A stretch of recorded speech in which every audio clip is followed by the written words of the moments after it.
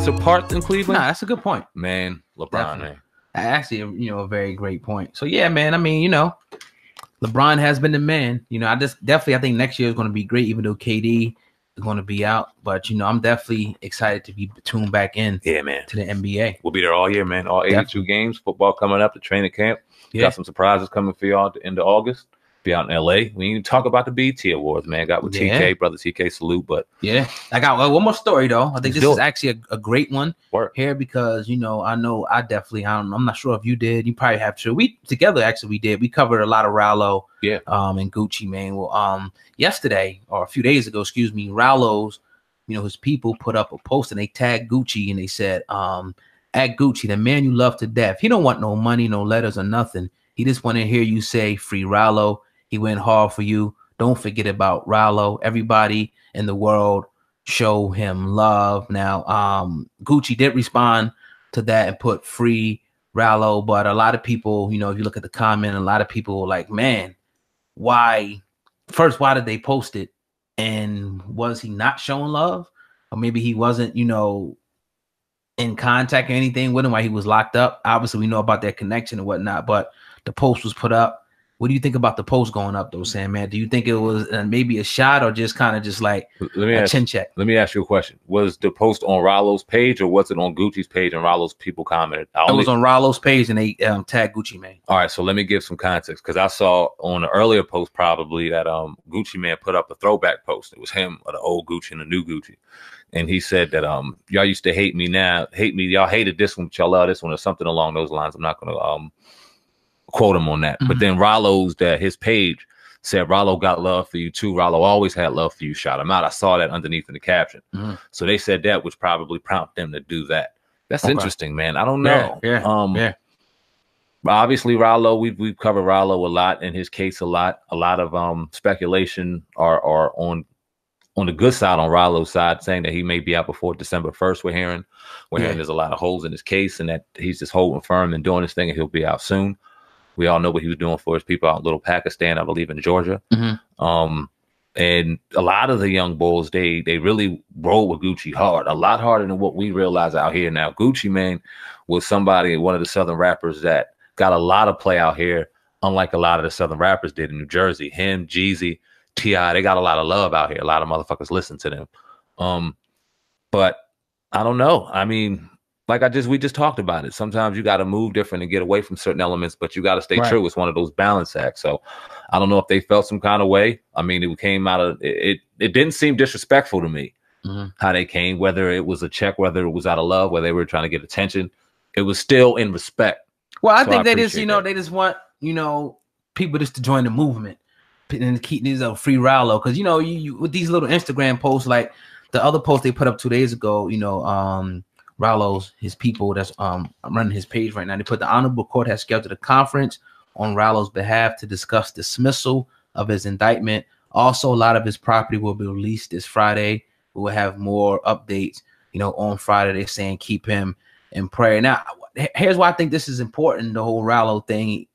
Him and the Gucci thing, that's one thing. Whatever, they cool. Obviously, they wanted him just to join the free Rallo and just speak up in his behalf. That's it. I don't think it was no beef or anything like that. But you're looking at a guy who is like the Nipsey of his area. You know what I'm saying? So I think it's important with these trumped up charges, this marijuana, that we take our platform and other people and talk about stuff like this and show them how ridiculous this whole situation is from the beginning, because this is a good dude, man. Like, forget what everybody might think. This dude is giving back to his community.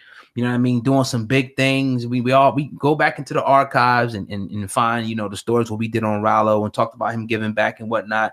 He does a whole bunch. So I just want people not to lose focus of that. And we are hoping that he definitely, can win this case. And, because it's silly. Marijuana. Yeah, I want to see Rallo home for that. I don't care what anybody says. Give me criticism. All you want in the comment section. This brother was doing for his people where other people weren't. He wasn't killing anybody out in this fucking community, selling marijuana on his shit. Free Rallo, man. Yeah, definitely free Rallo. But yeah, man, another episode of the Hip Hop Uncensored podcast in the books on this Friday. We want to say peace to everybody and salutations. We definitely appreciate everybody who listened to the whole podcast. But if you enjoyed the whole podcast, please go ahead and give us a 5-star rating. And, you know, share this with at least one other friend, man. That's all I got over there here on this end, Sam, man. Y'all have a great weekend this weekend. Happy Father's Day to all the real brothers out here taking care of your motherfucking babies. We need to salute you. You do matter. Oh, God, happy Father's Day to you, big dog. Too, man. Appreciate it, man. Salute to TK Kirkland, who stopped by the show earlier in the evening to give his perspective. Funny as hell. Talk some real shit, man. Y'all make sure you hit that 5-star rate. Let us know what you thought about that. And we'll see you Monday, episode 1. Let me see where we at right now. Killing this 180, shit. maybe? This will be 180 on Monday. It's 179 right now, the podcast. LA next week. Killing the game, man. Till next time. Yes, sir. It's your brothers. We are out of here. Yes, sir. Enjoy your weekend. Peace. Peace. You know what? Now I got to shut this door real quick in order to take care of this business. And although they may think I've changed, although they may think I'm different, or they can say whatever they want, I got to have enough discipline to know if I want to be able to take care of them at all in the long run, I got to keep my head down, work, and ignore. And I wish a lot of these kids understanding the power of their platforms and their situation can help the people in there a lot more if they, and even can show a lot more loyalty to them if they got away for a little bit. Right. Treat this shit like the military and don't answer calls. Don't come back. Let people think you're different. If you got to do what you got to do for social media, if you're getting a bag over there, do what you got to do. Reinforce to the people that you love them, but you got to keep this distance. And if they really fucking cared about you, they'll understand in the long run. But that energy, you cannot keep it around you because it will bring you down. Yeah. Negative energy is stronger than positive energy because it's louder.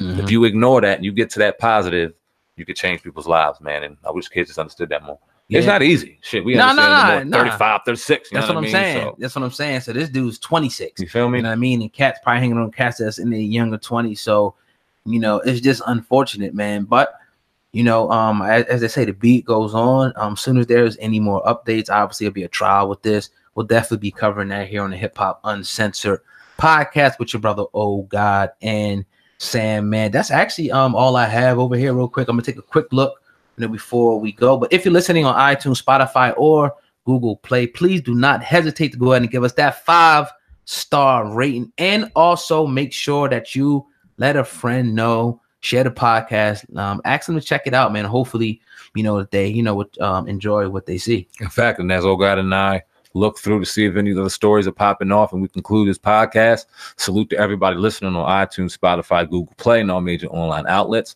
And obviously, if you rock with us on YouTube, any of the 3 platforms, make sure you subscribe and tell a friend to subscribe to the Hip Hop Uncensored podcast on iTunes, Spotify, Google Play.